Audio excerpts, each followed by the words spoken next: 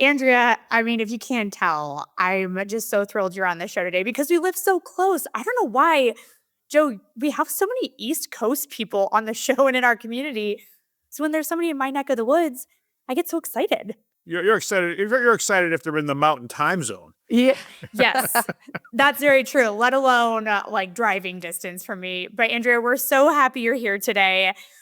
We have so much to unpack. And I think you have so much, as a coach yourself, I think you have so much advice to give our listeners. But before we get into all of that, we have an icebreaker question for you just to get to know each other a little better. And that is, if you could go back and give your pre-entrepreneur self one piece of advice, what would you say? And would your younger self even listen? That's such a great question. Thanks for having me. The piece of advice I would give myself is one that I got from someone when I was getting ready to launch my coaching program. And I wish that I had heard it sooner. I wish that I could go back in time and tell myself the 3 words, bet on yourself. Because I spent the majority of my life feeling like I had to rely on someone else for a paycheck or to be the front person. And I was more comfortable being in a support role than on stage or on camera. I was really good at promoting other people, and I realized that that was my comfort zone, that I'm a great creator, I'm a great promoter, but the truth is that I'm actually really good all on my own. And I'm not sure if the previous version of myself would have heard that. I would have been like, "No, no, no, I'm really good at promoting other people." And I thought that was like my strength and my skill set because I am a great marketer, but I didn't allow myself to be the one that I was marketing until much later in life. Well, and you are a great marketer because you generated over 100,000 in your first 90 days as a coach, which can you walk us through what those 90 days actually looked like step by step for someone who's still in that aspiring stage of being a solopreneur? Yeah, absolutely. So during that season of my life, I was working in somebody else's organization. I did $2 million in sales for someone else the year before I launched my own coaching program. And so when I tell you, like, I was great at promoting other people, I was great at doing some of the things behind the scenes, and I just had that nervousness about me being the one that I was promoting. And so I had been coaching in somebody else's group and doing sales, doing some marketing. I helped them launch their podcast, and so I had a lot of people that were reaching out to me and like wanting to connect with me. And y'all, I had 900 unaccepted friend requests on Facebook because I was worried that if I accepted those friend requests, that then they would be asking me for something. Do you know what I mean? Like people would be like, "Oh, tell me more about how you do this. Let me just pick your brain." And I was like, "I don't have time for that. I'm working really hard in somebody else's business." And so I had this kind of wall of protection a little bit. And so before I decided to launch my own coaching business, I went in and accepted all those friend requests. I was like, if I'm going to launch something new, then I need more audience. That's part of the key, right? So that was one of the things that I did. I heard this podcast where Amy Porterfield was talking about her book coming out called 2 Weeks Notice, and she described this season in her life where she was working with Tony Robbins, doing amazing things with amazing people, and basically crying in her pillow at night. And I was like, "Girl, that's me." And so when I heard that she then, put a date on the calendar and she mapped out her own program, and she said those 3 words, "Bet on yourself." And so I after I heard that, I grabbed a notebook and I wrote at the top of the page, what would the bravest version of me do? And I mapped out how I would want to help people. And I had worked in enough other people's organizations to know what makes a great coaching program. I had invested in coaching in myself.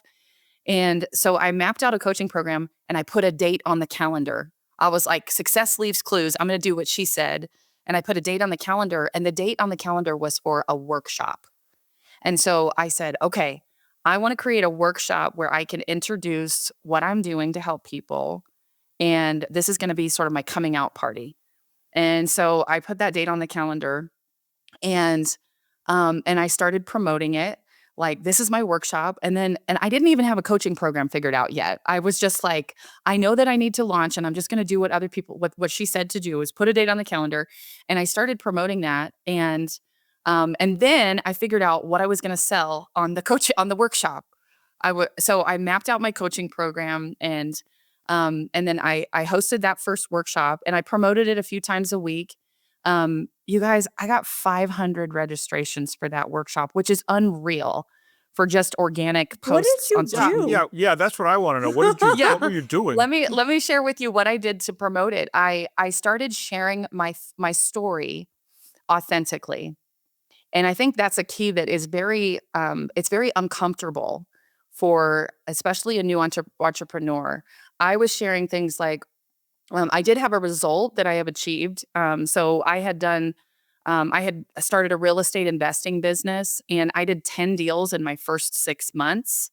And 7 of those deals were from networking and referrals. And so my coaching program was going to be about clarity, confidence, and connections. I was like, I'm going to share with you how I did this thing. But one of the things that I did as I was promoting it was I shared a part of my story that was like, because just a year and a half before I launched that real estate investing business, I got sober, and my life changed so dramatically. I did the personal work. I lost a bunch of weight. And so my before and after pictures were pretty compelling. Um, but I wasn't teaching weight loss. I wasn't teaching how to get sober. But I shared, life used to be really different than it is today. And when I learned this thing, it changed everything, right? And so I did some deep personal work. And then I did this thing and launched this thing. And so when I shared something that was authentic from a personal transformation standpoint and authentic from a business result standpoint, and I posted videos that were very vulnerable. I don't, and not like trauma dumping. That's very different. It was more like common experience. Common experience, like, are you trying to build a business and you sit down at your desk and you're not even sure what to focus on?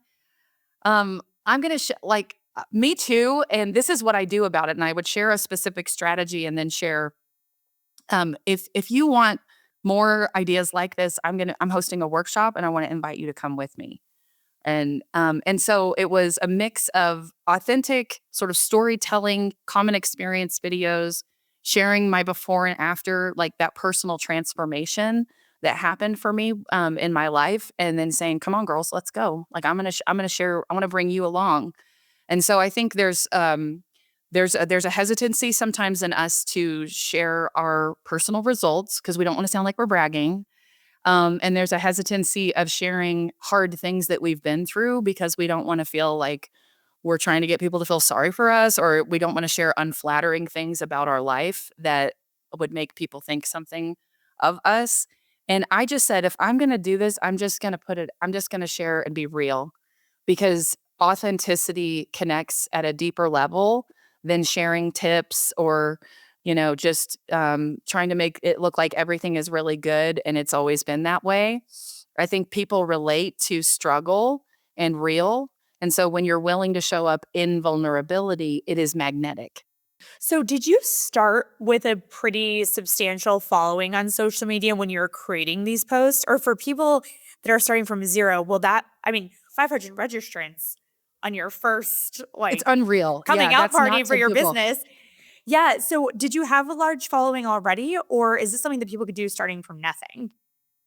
Yeah. So if you have at least 500 follower or like 500 friends on Facebook, when I accepted those 900 friend requests, that bumped me up to about 4,500 friends.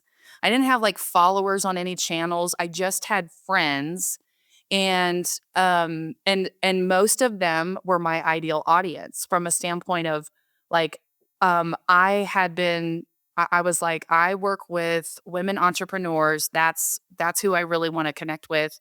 And so I had added several friends, but I added a whole bunch more. And then I had old friends from a previous chapter of my life, where I was doing other things in business that had nothing to do with this new thing. And so the 500 friends, and I got to tell you can I tell you what happened when I hosted that workshop?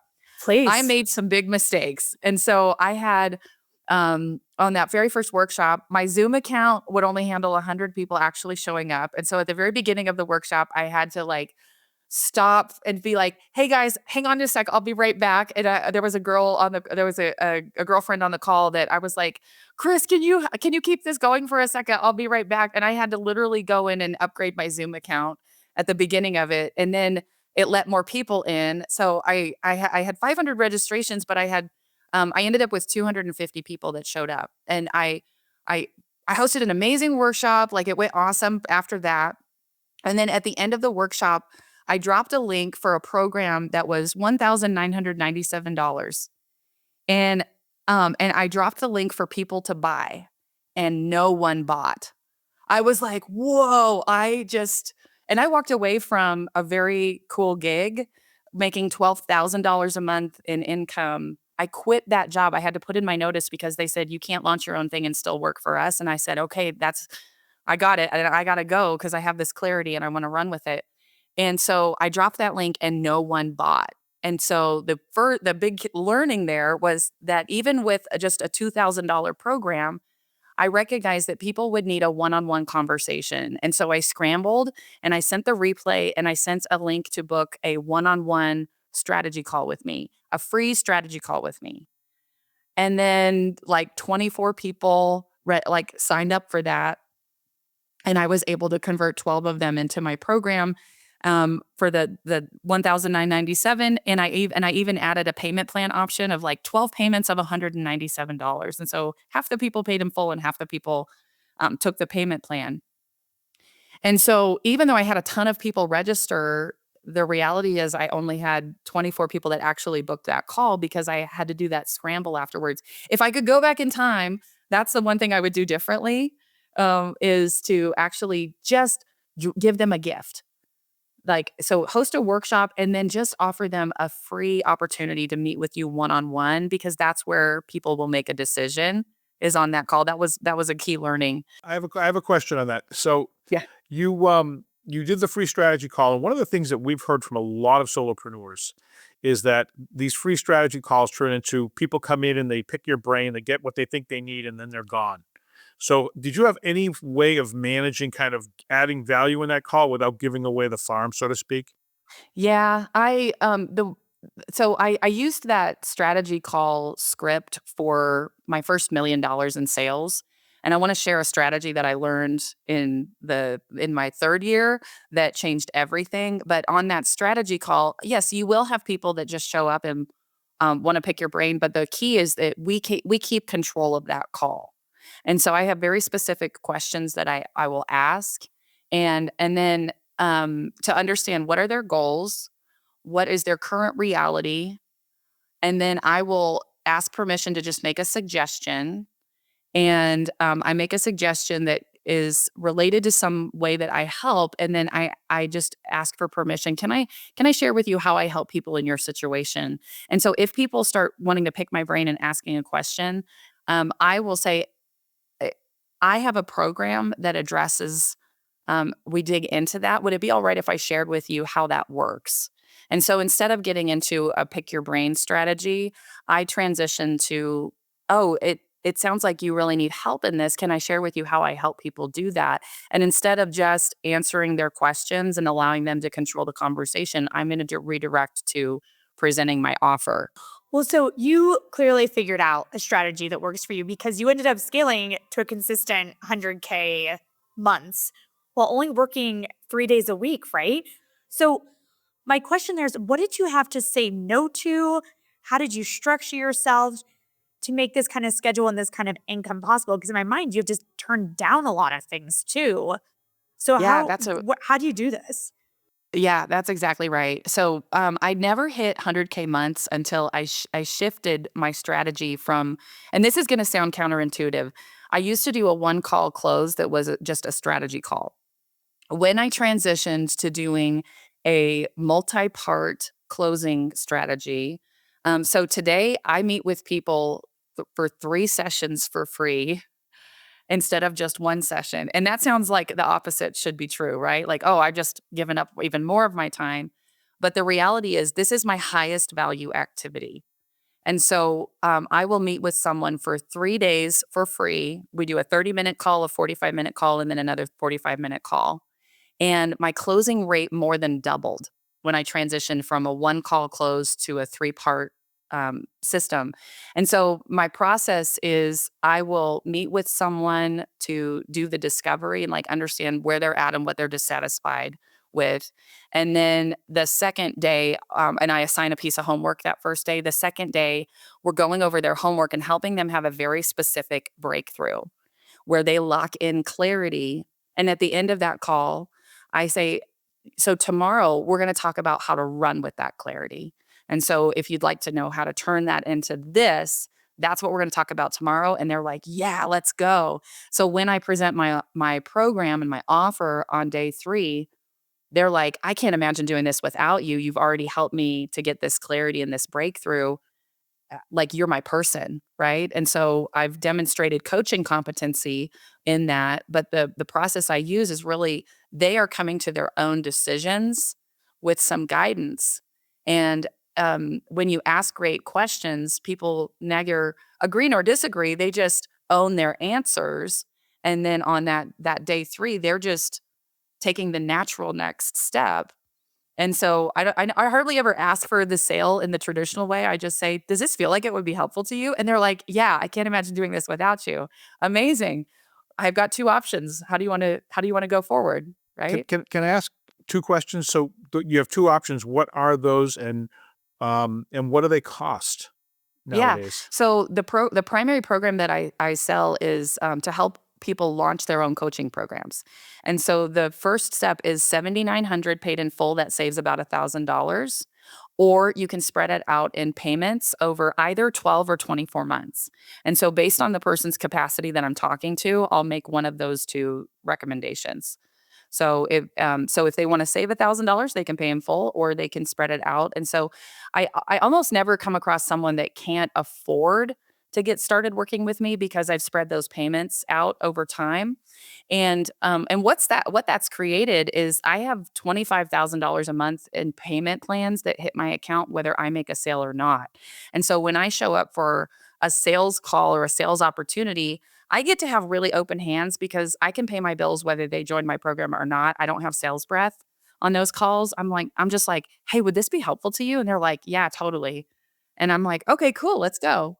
Borderline recurring revenue business, Yeah, right? I mean, exactly. do people ever come back after the end of the program? Do they sign on for longer, or are they pretty Yeah. much on their own? Yeah. So I have a next level program people can ascend into that's a mastermind program. And I will usually make them an offer to credit some of what they've invested with me towards that next level program. But in this, I can do $100,000 months working 3 days a week doing that process. And because the goal that I have every week is that I am booking at least 6 of those opportunities to work with someone for free for 3 days. And I spend about 2 hours total per person, which means 12 hours a week. I'm locked in on sales calls or sales processes. And so out of 24 hours that I'm working in a week, about half of that is the highest income generating activity that I do as a coach, which is converting sales. And then I spend time closing sales. And I have a handful of like part-time people that are helping me do some behind the scenes. Like, I don't do my own books. Like, Sure. we got to have a bookkeeper. We got Good, to, good. we get the things off our plate that are not our highest value activity, but that's the critical thing. In order to focus on your highest value activity, you're right, Carly, you have to say no to things. I say no to people who want to pick my brain. Instead, I have a process that they can go through. I have a very clear thing that we do together. And my goal is, and this is the deal, is if I make 2 offers a day for someone to work with me for free, I'm usually filling my calendar. And so that's the key activity, is we make sure that if my calendar's not already filled because people are reaching out asking for this, then I need to make sure that I'm filling those appointments. I'm doing the math here. So you're working basically, 3 days a week, 8-hour days? Mostly 8-hour days. I usually, Wednesdays, I will do a longer day because I do one of my big coaching call every week is, Okay. in the So, evening on so, Wednesdays. So, so are those yeah. group calls that you're doing when Yeah, you sell this? that's the key. That's Okay. the Okay. key. This is So, where it's starting to come together here. yeah, so I can't have 100 clients and do one-on-one coaching. It doesn't create the leverage that you need. Okay, so right now I'm fascinated by your mindset because you came from corporate to do all of this and now your operations just seem so tied in and your structure and how you do everything. Was that from the get-go or did you have to think about that over time and what was that mindset shift like to get to this structure? Yeah, yeah. When I first started, I was really wanting to help as many people as possible. And I came from a real estate investing and real estate coaching background. And so I would have people reach out to me and say, I've got this problem on this property I'm working on. And my coaching program was not real estate coaching. And so I had to learn to say no to those things, but to look for opportunity if it was someone that really wanted me to be their coach to be able to redirect them and identify if that was an opportunity to invite them to work with me in my group coaching program. But um, I've worked with some amazing coaches over the years, and I've picked up a few things along the way in terms of how they manage their time. Because working as a support team member for someone else who's really good at the CEO mindset and what they will do and what they will not do, I had some really good models over the years, but I had not adopted that for myself yet. And so as I realized what my highest value activity was and that I wasn't hitting the numbers that I wanted to in my business, I realized like I cannot do what I have done in the past and get a different result moving forward. Something has to change. And so that became for me like a ruthless pursuit of what I say no to and what must come off my calendar. And so one of the things that I did when I was first getting started, because I didn't start out working 3 days a week, I figured out what needs to come off my plate and what I needed to put systems in place for. And because what I realized is that systems create happiness in every area of our life. And so before I like started to outsource anything else and that happens in my business, I outsourced doing laundry and doing dishes and like grocery shopping and doing some food prep because I was like, okay, I looked around me and I live in this tiny little community and I was like, it's going to be hard for me to outsource sales and marketing and some of those things, but I can definitely find somebody to come over and do my laundry and my dishes. And when we're a solopreneur and when we're juggling family and life responsibilities, like that can be the stuff that you can let go of first. So I had to start saying no to things that also were taking my time but wasn't producing the result in the business. And then I figured out like if I do something on repeat, that is something that I want to figure out a way to be able to either systemize, automate or delegate, right? And so that was what I started to identify was like if I'm doing the same thing, like uploading videos after they're recorded into the portal, editing something, or managing something that was happening behind the scenes. Like if I can get some of those things off my plate, and I have part time outsourced people that do the things in my business. And so I'm very ruthless about doing a time audit periodically where I go, okay, what are the activities that drain my energy, that are repetitive tasks, that are not using my brilliance and my highest ability to produce, that has to go. And I either need to stop doing it or delegate that effectively.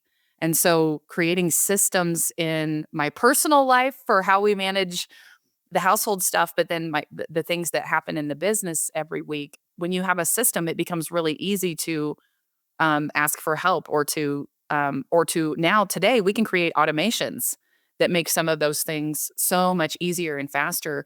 And even things like social posts, like I have dialed in um, AI prompts that I use, and you can train your tools to sound like you and accomplish the result that you're looking for, and still feel really authentic using the tools and the systems and the automations that are available to us today that weren't available even 3 years ago when I started, right? So what did you say a minute ago? Because I think I want to write it down and put a dash next to your name under it. Outsourcing brings happiness to all aspects of life. Is that what you said, or something? Yeah. Systems create happiness in every area of your life. And you guys, I'm rebellious when it comes to being organized, and I have this idea that like I'm a creative, like I don't have to be organized. I like to be very like go with the flow, but the more systems that I put in place and the more structure that I have, the happier that I am. And so for me, that was a big mindset shift, is that I don't have to be always go with the flow. I get to create variety outside of what I do in my business and create structure and to be able to create structure and stability in my business. I have to do a lot of the same things that are, can feel repetitive or feel boring. But when I realize that's what actually creates income, it allows me to travel and to create experiences. And you guys, I homeschool my kids. In addition to this, like I'm more focused on creating the life that I desire outside of what I do in my business. So I'm willing to do boring things in my business in order to have the life that I really want. I just want to say that we are not paying Andrea to say these things about a life first business. This is purely, what's the word, Carly? Um, Aligned. yeah, we're just Alignment. purely aligned, and this was all just go. This is just honest conversation. So I'm really glad that we got to talk, because this is all we talk about is building a life first business, and you are a shining example. Amazing. Amazing. Oh, and is it okay if I go back and address a few other things that I did in those first 90 days? Because it wasn't just one workshop that only did 24,000 in sales, but I did 100K in sales in my first 90 days. And so it is the urgency and frequency of doing high value activity that produces result in your business. And so I hosted the first workshop. 2 weeks later, I hosted another, and I called it an encore. I was like, oh, so many people registered for my workshop. We're doing it again. And that next workshop, I only had about 30 people show up, but I had 20 people that signed up for the strategy call, because I followed up with people who registered, because I don't need someone to come to a workshop in order to make them an offer to work with me one-on-one for free, right? I can, because they raised their hand, I can make that offer. And then 3 weeks later, after that second workshop, I hosted another one, and then I got into a rhythm of doing it every 4 weeks. And so even today, I host a workshop at least once a month. I also, during the 90 days, I launched a Facebook group, a free Facebook group, and I called 20 friends and said, would you invite people who meet these criteria? Will you invite people to my Facebook group?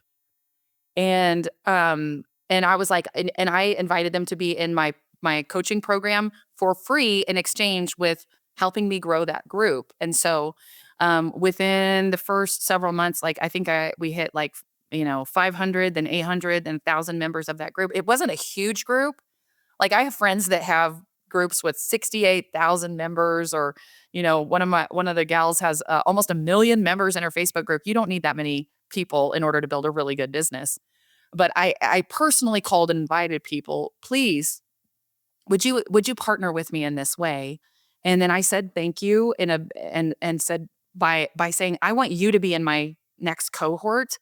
I want you to be a VIP. So would you invite people to the group and show up and like be really active in there for this period of time for me? And so that helped build some momentum as well. And I invested in myself in a coaching program to learn how to grow Facebook groups. And so one of the things that I learned was to ask membership questions in such a way that they give you their email address and their phone number. And I connected that to a little piece of software. So it started to build my list, not just generate immediate leads. And so then when people join my group, I can invite them to my workshops. I can invite them to take a next step to work with me for free. Um, and in the first 6 weeks, I did $64,000 in sales. And a handful of people started asking me, Andrea, how did you do that? Pay attention to what people ask you advice for.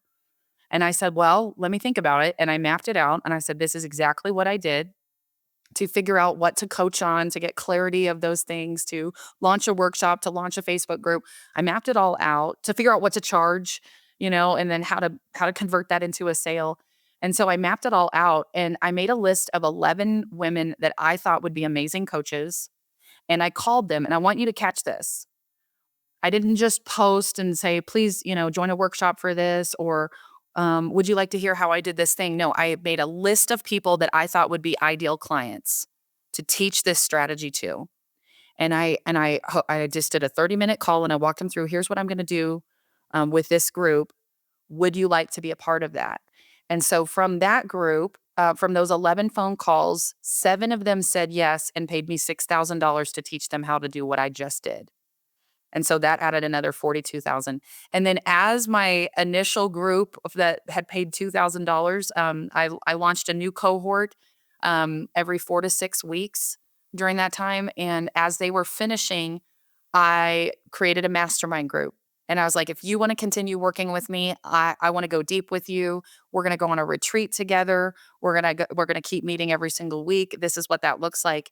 And so I launched a $10,000 mastermind group and said, I'm going to credit your $2,000 to you joining the group. And actually I said it was $12,000, but I'm going to give you a $2,000 credit because you joined this first program. And so, is that a one-time or annual? One time. Yeah. So $12,000 for the year. I'm going to credit your $2,000 to that. And by the way, my coaching program, that was $2,000. That was just a 6-week program. And so I started a new cohort about every 4 weeks so that there's somebody could always join the new program.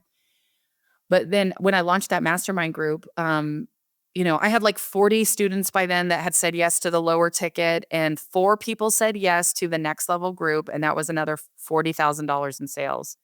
And so from people joining the $2,000 program, the $6,000 new offer, and then the $12,000 mastermind group, that created $134,000 in sales in the first 90 days when I was coaching. So when I tell you urgency and frequency, some people will launch something and then maybe 90 days later, they'll host another workshop, and then they'll start another cohort a little while later, and then they'll launch a Facebook group. Like all of these things, I was like, it is go time, because I left a $12,000 a month income in order to make this thing go. And so I just said, nobody's coming to save me. Nobody's doing this for me. If it is to be, it is up to me. I've got to bet on myself, and I'm going to do it in the best way I know possible and just take massive action. And I learned some really good things along the way, but it was that urgency and frequency of income generating activity, not over investing time. Like when I had my first cohort, about an hour before my first coaching call, I was finishing the slides because I wasn't exactly sure what I was going to coach on that call. I wasn't as focused on, because that's not really truly income generating activity. And so I have some coaches that I'll talk to and they're like, yeah, I'm almost done mapping out every PowerPoint slide for every coaching call that I'm going to do. And then I'll start selling it. Nope. Just outline it and start selling. And then you're getting paid to actually create the content instead of trying to make something perfect and then hoping that people will buy it. Get proof of concept before you overinvest in what you're actually going to deliver on those. Because if you have people that are paying you and showing up, you will be ready to do the first coaching call. You will be ready. You're not going to let people down. You're going to provide massive value. But so many people overinvest time doing things that don't actually generate income when they're first getting started, because we are trying to make it perfect. We use preparation as a form of procrastination. And the reality is that the things that generate income are the only things that you should really be focused on during that season if you want to create a business that is truly going to create sustainable success. We've got to focus on that activity.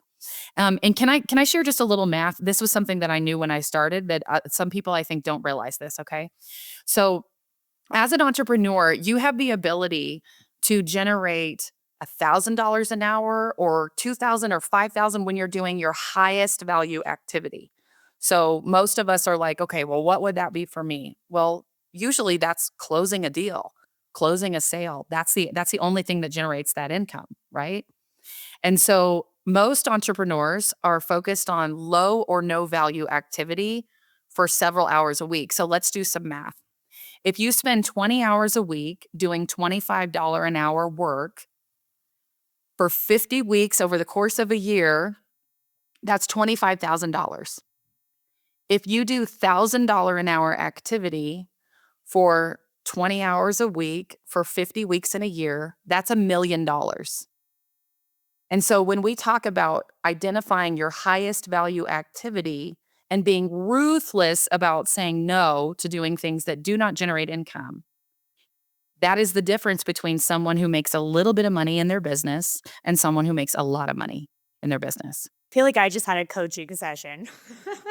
Andrea, this has been so amazing. I could talk to you all day, but we ask all of our guests this question, kind of start to wrap things up. You help so many people find success. What's your favorite quote about success? Yeah.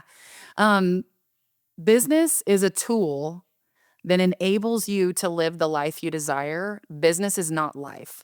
We get that Wow. backwards. And Wow. and that quote is from my dad. My dad is an incredible business coach. I started my career working with him in marketing management and business development, and elevating him in his career. And that was something that I heard him say over and over and over. And so now every time I have an opportunity to help someone decide what they want their life to look like by launching a coaching business, we come back to that. And we always start with personal goal setting and then set business goals that make those personal goals happen, because it is too easy as a brand new business owner to make business your whole life. But we've got to start with the end in mind, which is create a life you desire. We are of one mind. Yeah, that's awesome. Well, Andrea, give us all the links. Where can people find you, your program, everything? Yeah, thank you. So my website is andreaengstrom.com. And you can register for my upcoming workshop, 100K in 90 days, where I literally walk through week by week what I did to create and launch my own coaching program on that workshop. And if you would love to learn more about like how I help people get started with that, you can also book a call to see if doing the 3-day nail your niche process with me could be helpful to you. There's a link where you can book that, and we'll get you set up and scheduled for it so that you can take a first step to launching your own coaching program. Well, I have loved this episode so much. This has been so helpful. I feel like I'm going to be thinking about this the rest of the day or even the rest of the week. So thank you so much for coming on the show. This was so valuable for us and for our listeners. Thank you so much. I love talking with people who have that alignment of creating a life you desire. So it's been such a pleasure. Thank you, Joe. Thank you, Carly. And listeners, thank you so much for tuning in. As always, please leave that 5-star review. It'll help us spread the word to other people who need coaching and who are solopreneurs. Share this episode with a friend and subscribe on your favorite podcast platform, including YouTube. And we'll see you next time on the Aspiring Solopreneur.